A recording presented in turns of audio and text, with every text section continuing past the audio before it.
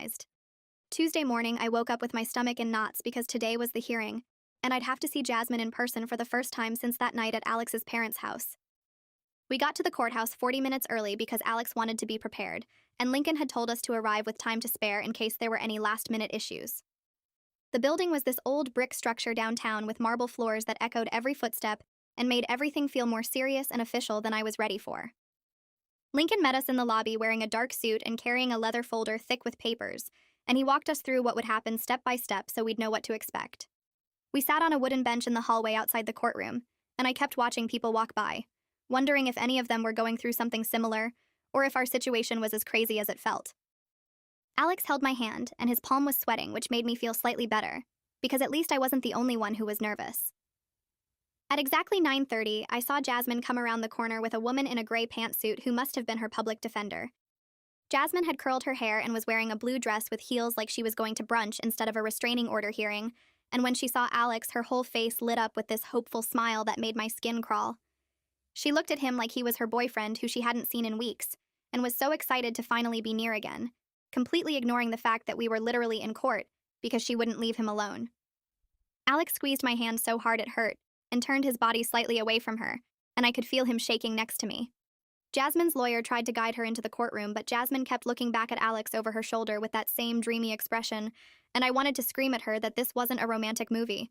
This was real life with real consequences. We filed into the courtroom and sat at a table on the left side, while Jasmine and her defender sat on the right, and the whole time we were waiting for the judge, Jasmine kept stealing glances at Alex and smiling like they were sharing some private joke. The judge came in and everyone stood up, and she was this older woman with gray hair pulled back in a bun who looked tired and like she'd seen every kind of case imaginable. Lincoln stood up and started presenting our evidence in this calm, organized way that made everything sound even more disturbing when laid out chronologically. He showed the judge printed copies of Jasmine's texts to Alex where she said I'd given her permission to date him, then the security reports from Alex's office building documenting the 2 times she'd been escorted out, then the police report from when she showed up at his parents' house.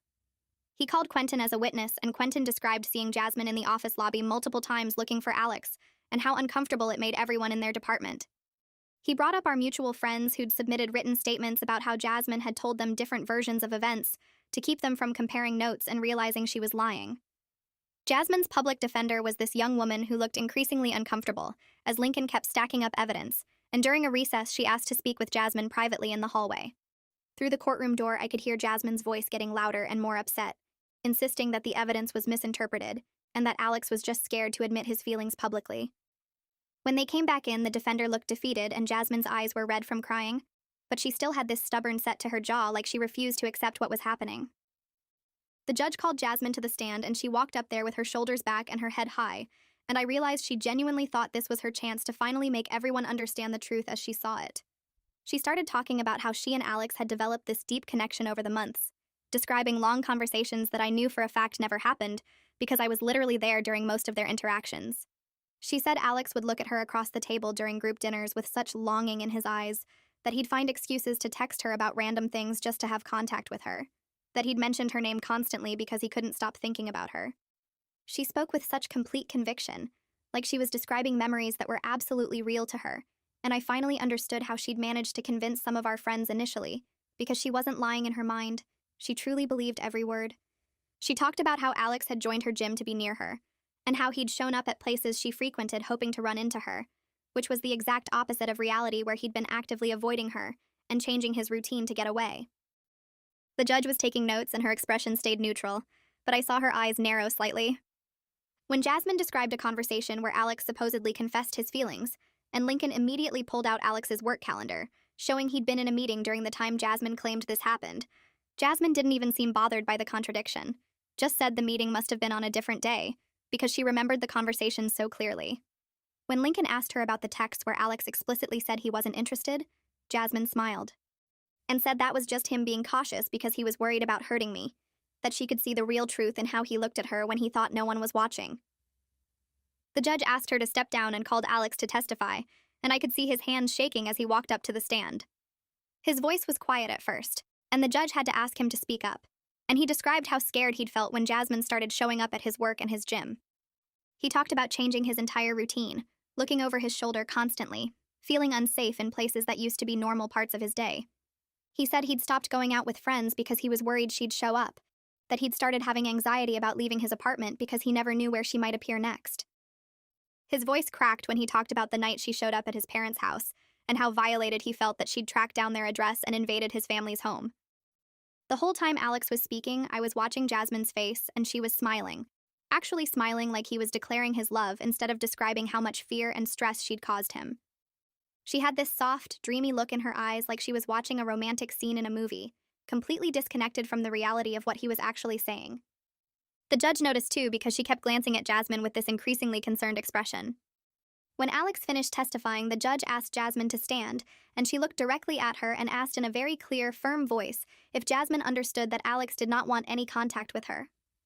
Jasmine's smile didn't waver, and she said that what Alex says and what he really feels are two different things, that she can see the truth in his eyes even. When his words say something else, that their connection goes deeper than what can be expressed in a courtroom setting. The judge's expression went from concerned to hard in about 2 seconds, and she said that she'd heard enough. She granted a 3-year restraining order requiring Jasmine to stay 500 feet away from me, from Alex, from both our apartments, from both our workplaces, and from Alex's parents' home. Jasmine's face crumpled and she started crying, saying the judge didn't understand, that this was all a huge mistake, that she and Alex just needed time to work things out without interference. Her lawyer put a hand on her arm trying to calm her down, but Jasmine kept talking, her voice getting louder and more desperate as she insisted that real love couldn't be stopped by a piece of paper. The bailiff stepped forward and Jasmine's lawyer physically guided her toward the exit while she was still crying and protesting. We walked out into the courthouse hallway, and I felt shaky with relief and exhaustion, like I'd been holding my breath for weeks and could finally let it out. Jasmine's parents were waiting outside the courtroom, and they approached us looking completely broken. Her mom had tears running down her face, and she kept apologizing, saying they had no idea things had gotten this bad because Jasmine had told them Alex was her boyfriend, and I was just jealous. Her dad looked about 10 years older than the last time I'd seen him at a barbecue 6 months ago, and he said they were taking her to get a full psychiatric evaluation that day because clearly something was very wrong. I could see they were grieving too, mourning the daughter they thought they knew and trying to accept this stranger who'd replaced her. Her mom reached out like she wanted to hug me, then pulled back, and she said she was so sorry for everything Jasmine had put us through. They'd make sure she got the help she needed. They walked away toward where Jasmine was standing with her lawyer near the elevators, and I watched them put their arms around her while she cried into her mom's shoulder. Lincoln pulled us aside and explained that violating the restraining order was a criminal offense that would result in immediate arrest and possible jail time. He said we needed to document any attempted contact, no matter how small, save every text or voicemail or social media message, and report it to the police right away. He warned us that the next few weeks would be the highest risk period, because that's when people either accept the reality of the order or escalate in a last attempt to make contact. We thanked him and walked out of the courthouse into bright sunshine that felt surreal after the fluorescent lights and heavy atmosphere inside. That night, Alex and I ordered Chinese food and sat on my couch in complete silence for almost an hour. We were both too exhausted to talk, and I kept replaying moments from the hearing in my head, seeing Jasmine's face when Alex testified about being scared, hearing her insist that she knew his real feelings better than he did. Alex finally broke the silence and said he felt like he could breathe for the first time in weeks, that having the legal protection made him feel safer, even though he knew a piece of paper couldn't physically stop her. I realized my shoulders were up near my ears, and when I tried to relax them, they actually hurt from holding so much tension for so long. The next few days were quiet in a way that felt almost wrong. I kept expecting my phone to ring with Jasmine's number, or to see her car parked outside my apartment, and every time I heard footsteps in the hallway, I tensed up waiting for a knock that never came. The absence of constant crisis was almost as stressful as the chaos had been because I didn't trust that it was really over. Couldn't quite believe that the restraining order would actually stop her when nothing else had. A week after the restraining order, my phone buzzed with a text from Myra. She sent me a screenshot of a friend request from Jasmine on Instagram with a long message attached. The message rambled about how everyone had abandoned her when she needed them most, and how she thought real friends would stand by her through anything. Myra had blocked her immediately and reported it to both me and Alex. I stared at the screenshot, feeling this weird mix of relief and sadness, because at least our friends were finally taking this seriously, instead of questioning whether Jasmine might have a point. Myra texted that she felt stupid for ever doubting me, and that seeing Jasmine try to manipulate her way back into their lives made her realize how sick Jasmine really was. 3 days later, Alex got an email from his workplace security with an update. Jasmine hadn't attempted to enter the building since the restraining order was served. The security team had circulated her photo to all the guards and updated the access system to flag her immediately if she tried to enter any company property. Quentin stopped by Alex's desk that afternoon and mentioned that word had spread around the office about what happened. Alex's face went red, and he looked down at his keyboard because he hated being the center of attention, and the idea of his coworkers knowing his personal business made him want to disappear. But Quentin said everyone was looking out for him now, and if anyone saw Jasmine anywhere near the building, they'd report it right away. That night, Alex told me he'd actually gotten emotional in the bathroom at work because people cared enough to protect him, and he wasn't used to that kind of support from anyone except me. 2 weeks after the hearing, I was making dinner when Jasmine's mom called. My stomach dropped when I saw her name on my phone because I didn't know if this meant more problems or what. Her voice sounded tired when she told me that Jasmine had been officially diagnosed with erotomania by the psychiatrist they'd taken her to see. She explained that Jasmine was starting treatment with medication and therapy, but still didn't believe she was sick. Jasmine kept insisting that everyone was conspiring against her, and that the diagnosis was just another way for me and Alex to turn people against their relationship. Her mom said at least Jasmine was in the mental health system now, where professionals could monitor her, and hopefully the medication would start working soon. I thanked her for calling and updating us, even though it must have been hard for her to admit her daughter needed that level of help. The next week, I made an appointment with a therapist because I couldn't stop thinking about all the times I'd explained away Jasmine's weird behavior. I kept replaying moments from the past few months, wondering if I should have seen this coming or done something differently. The therapist's office was in a building downtown, and I sat in the waiting room picking at my cuticles until she called me back.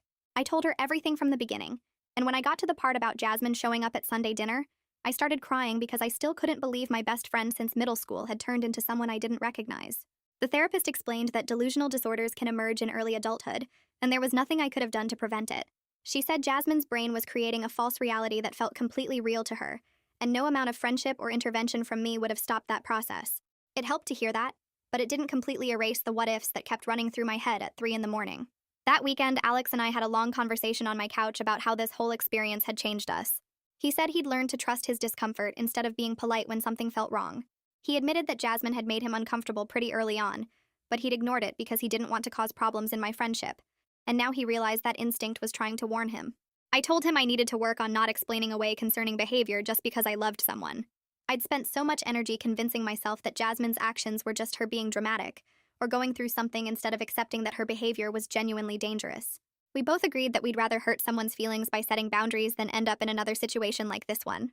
A month after the restraining order, we decided to cautiously start reclaiming our normal life. Alex went back to his regular gym, but only during off-peak hours when it was less crowded, and he could keep an eye on who was coming in. I started meeting friends at our usual coffee shop instead of avoiding places Jasmine might know about. It felt weird at first because I kept looking over my shoulder expecting to see her standing there watching us, but slowly the knot in my chest started to loosen, and I could actually enjoy my coffee without scanning the room every 30 seconds. Quentin invited us to a work happy hour at a bar near Alex's office, and Alex actually said yes, which surprised me. He'd been avoiding social events with coworkers for months because he was embarrassed about the whole situation.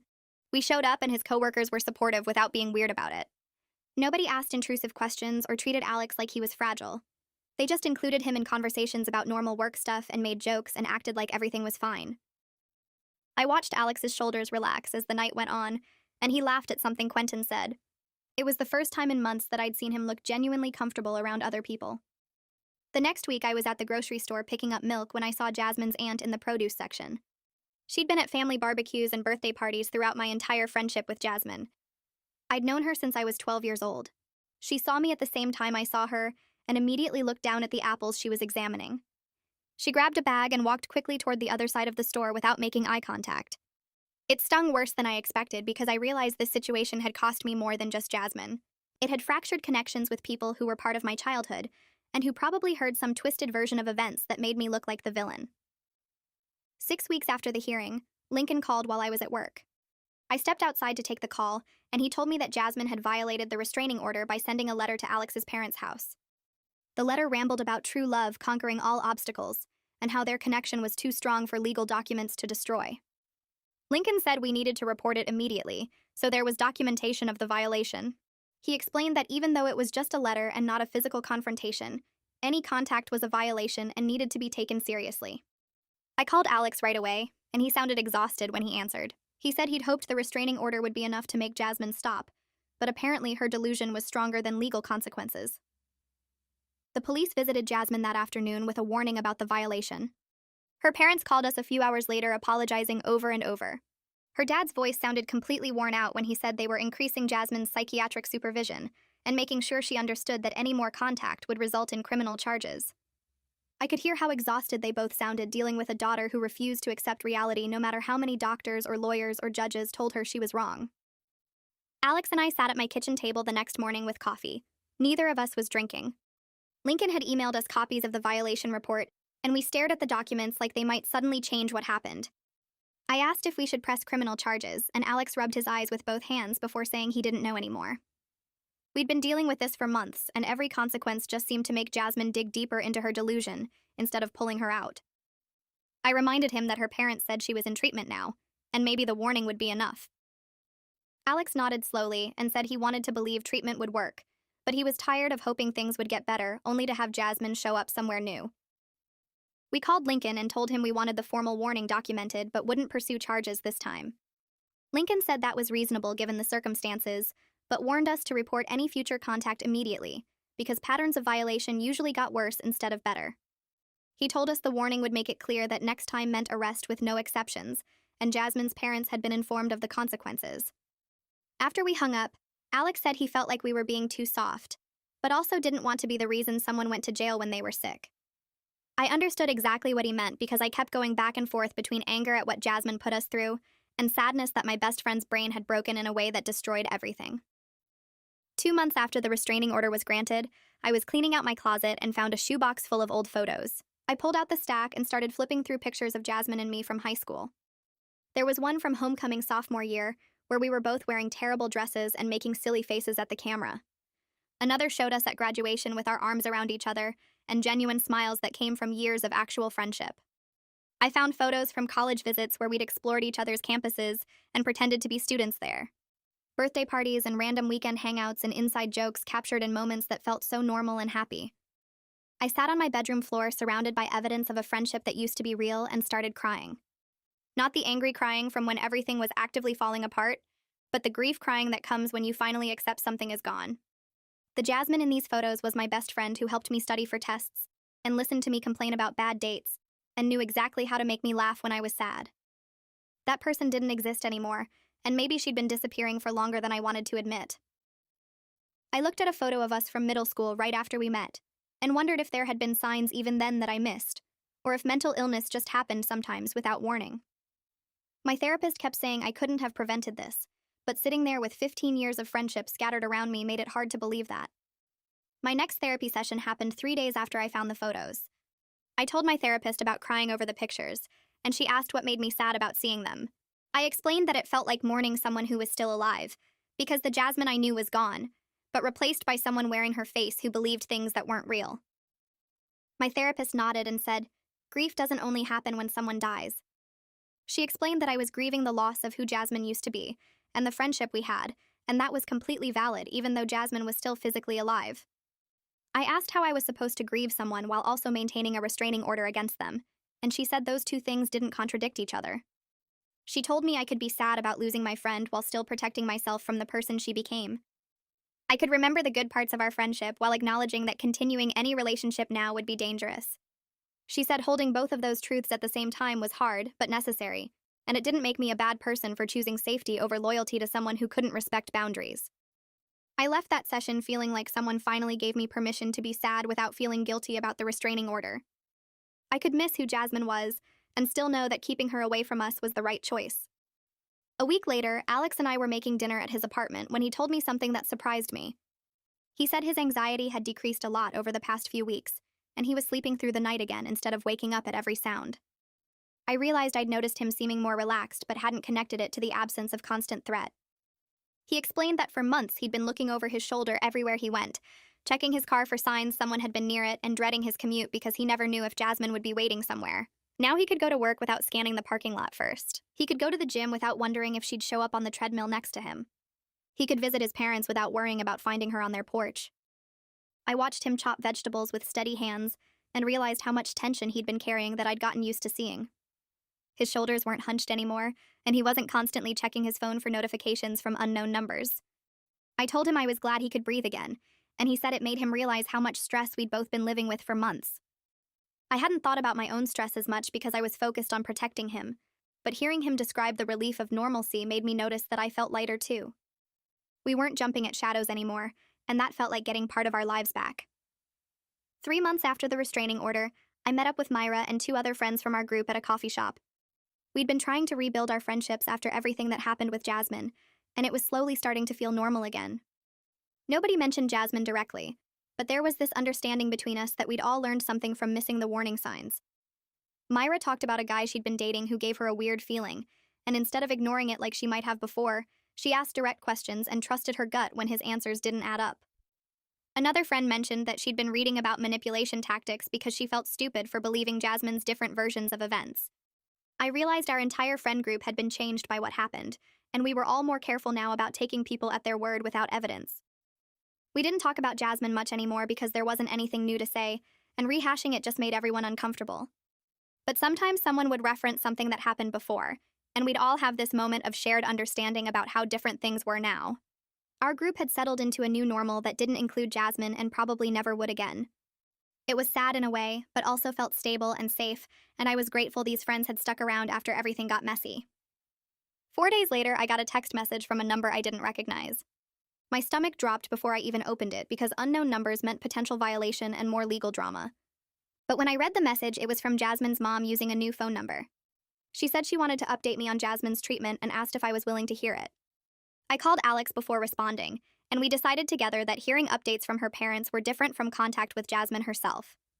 I texted back that I was willing to listen, and Jasmine's mom called me within minutes. Her voice sounded tired but also cautiously hopeful when she explained that Jasmine was responding to medication and starting to have moments of clarity. I asked what that meant, and she said Jasmine had stopped insisting that Alex was in love with her, which was huge progress even if it seemed like a small thing. She explained that Jasmine still struggled to accept full responsibility for what happened, and sometimes slipped back into thinking everyone was against her. But there were moments now where Jasmine acknowledged that her thoughts about Alex weren't based in reality, and that was more progress than they'd seen in months. I asked if Jasmine had said anything about me, and her mom paused before saying Jasmine remembered our friendship, but couldn't quite reconcile the person she remembered with the person who got a restraining order. I told her I understood and thanked her for the update. After we hung up, I felt this complicated mix of relief that Jasmine might be getting better, and sadness that even with treatment, she might never fully understand what she put us through. The following Sunday, Alex's parents invited us over for dinner. I felt nervous driving to their house because the last time we'd been there, Jasmine was sitting on their porch refusing to leave. But when we arrived, everything was calm and normal. His mom answered the door with a smile, and his dad was in the kitchen making Alex's favorite pot roast. We sat at the same dining room table where the crisis had happened months ago, but this time we talked about regular things like Alex's work and his mom's book club and plans for the holidays. His mom had made mashed potatoes exactly how Alex liked them, and there was apple pie for dessert. We laughed about silly things, and his dad told stories about Alex as a kid that made everyone crack up. The whole evening felt peaceful in a way that seemed almost miraculous after months of chaos and fear. When we were leaving, Alex's mom hugged me tight and whispered that she was glad we were safe now. Driving home, I realized how much I'd missed normal family dinners where the biggest stress was whether there would be enough dessert. The absence of crisis felt like the greatest gift anyone could have given us. 4 months after the hearing, Alex surprised me by suggesting we take a weekend trip to the beach. We hadn't left town since everything started with Jasmine because staying local felt safer, and we could respond quickly if something happened. But Alex said he was tired of letting fear control our choices, and he wanted to do something normal that couples our age did. I agreed immediately because I'd been craving a break from all the locations tied to the stalking. We drove 3 hours to a beach town neither of us had been to before and checked into a small hotel near the water. Walking on the sand that first evening felt incredibly freeing because Jasmine didn't know we were there and couldn't show up unexpectedly. We could just exist without constantly scanning our surroundings for threats. That night we had dinner at a seafood restaurant, and Alex seemed more relaxed than I'd seen him in almost a year. We talked about things that had nothing to do with restraining orders or court hearings or mental illness. We made plans for where else we wanted to travel and what we wanted to do next summer. It felt like reclaiming our relationship from the shadow Jasmine's delusion had cast over everything. On our second day at the beach, Alex and I were walking along the shore when he stopped and turned to face me. The sun was setting behind him and his expression was serious but not worried. He said he'd been thinking a lot about our relationship and what he wanted for our future. I felt my heart speed up because serious conversations could go either direction. But then he smiled and said he wanted to move forward instead of letting what happened define us forever. He talked about maybe moving in together next year when my lease was up. He mentioned places he wanted to travel with me and things he wanted us to experience together. He said he was tired of making decisions based on fear and wanted to start building the life we actually wanted, instead of the one Jasmine's stalking had forced us into. I felt tears in my eyes, but good ones this time because I wanted all of those things too. We'd spent so long in survival mode that I'd almost forgotten we were supposed to be building something together. Standing there on the beach with Alex talking about our future felt like coming back to life after months of just trying to get through each day. Driving home from the beach on Sunday afternoon, I realized something had shifted inside me. For the first time in months, I felt actually excited about the future, instead of just relieved that each day passed without incident. The trauma of everything that happened would always be part of our story, and I'd probably always have moments of looking over my shoulder or feeling anxious when I saw someone who looked like Jasmine. But sitting in the car with Alex discussing which furniture we'd keep if we moved in together and debating whether we wanted a one-bedroom or two, I understood that what happened didn't have to be the whole story. We got to decide what came next, and that power felt significant after months of reacting to someone else's delusions. The restraining order still had over 2 years left, and Jasmine was still in treatment with an uncertain outcome. But Alex and I were building something that belonged to just us, and that felt like taking back control of our lives. 5 months after the restraining order started, my phone rang while I was making breakfast, and the caller ID showed it was her dad. My stomach dropped because we hadn't talked since the courthouse hallway, when he apologized for not seeing the signs sooner. I answered, and he sounded tired but less panicked than the last time we spoke. He told me he wanted to give me an update about how things were going with treatment. His voice was careful, like he was worried about upsetting me, but he said something had shifted in the past few weeks that felt significant. She had finally accepted that she needed professional help instead of insisting everyone else was wrong. He explained she was working with a psychiatrist who specialized in delusional disorders, and the doctor had her on medication that seemed to be helping. The progress was slow, and there were still bad days where old thought patterns came back, but she was starting to understand that what she believed about Alex wasn't based in reality. I stood there holding the phone and feeling this weird mix of relief and sadness because part of me had wondered if she'd ever get better. He said the psychiatrist explained it might take years of consistent treatment, and even then recovery wasn't guaranteed, but at least she was trying now instead of fighting everyone. I asked the question that had been sitting in my chest for months, whether she had said anything about me or our friendship. There was this long pause on the other end of the line, and I could hear him breathing. He finally said she had expressed regret about losing the friendship, but still struggled to fully accept her role in what happened. She knew things went wrong, but couldn't quite connect her actions to the consequences in a way that showed real understanding. He said the psychiatrist was working on that part specifically because accepting responsibility was crucial for actual recovery. His voice got quieter when he said maybe someday she'd be healthy enough to make real amends, but that was years away if it happened at all. He wasn't asking me to forgive her or wait around for an apology that might never come. He just wanted me to know she wasn't the same person who showed up at Sunday dinner anymore, even if she wasn't fully well yet either. I thanked him for calling and told him I hoped treatment continued helping her. After we hung up, I sat at my kitchen table for a long time thinking about the friend I used to know, and the stranger she became. That evening, Alex came over and I told him about the phone call. We ended up having this long conversation about whether we'd ever accept an apology from her if she offered one in the future. Alex said he'd been thinking about it too because part of moving forward meant deciding what forgiveness looked like for us. He said he could probably forgive her someday for what she put us through, especially now that we knew it was a genuine mental illness and not just manipulation. But forgiveness didn't mean going back to how things were before or letting her back into our lives. I agreed completely because even if she got healthy and understood what she did, the damage to our friendship was permanent. Too much had happened and too much trust had been broken. We both felt okay with that boundary, and it felt good to be on the same page about it. Alex said he didn't want to carry anger forever, but he also didn't want to pretend everything could be fixed with an apology. I realized that's exactly how I felt too, like we could let go of the worst feelings without opening ourselves up to being hurt again. We talked about how strange it was that someone we cared about became someone we needed legal protection from, and how that grief was separate from the relief of being safe now. 6 months after the restraining order was granted, our lives had settled into something that felt genuinely normal again. Alex got a promotion at work that he'd been working toward for over a year, and his boss specifically mentioned how impressed they were with his performance despite everything he'd been dealing with. I started taking a pottery class at the community center on Thursday nights, something I'd always wanted to try but kept putting off. The class was full of people who had no connection to the drama that had consumed months of my life, and I loved having that separate space where I was just someone learning to throw clay. We were planning a trip to visit Alex's college friends next month, people he hadn't seen in person since everything started because we'd been too anxious to travel. His friends knew the basic situation, but mostly they just wanted to hang out and catch up on normal life stuff. I bought new luggage for the trip and felt excited instead of worried. which seemed like a small thing but meant everything after months of constant fear. Alex and I went to movies without scanning the parking lot first.